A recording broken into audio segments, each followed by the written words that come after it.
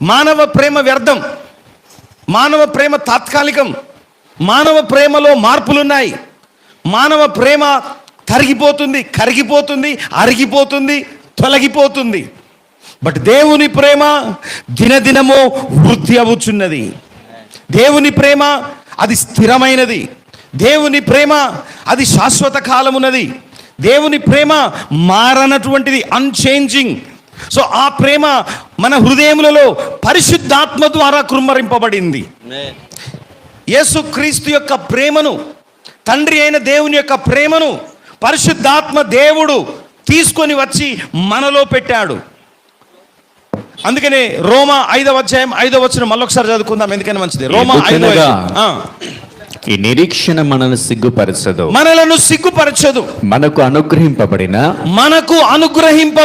పరిశుద్ధాత్మ ద్వారా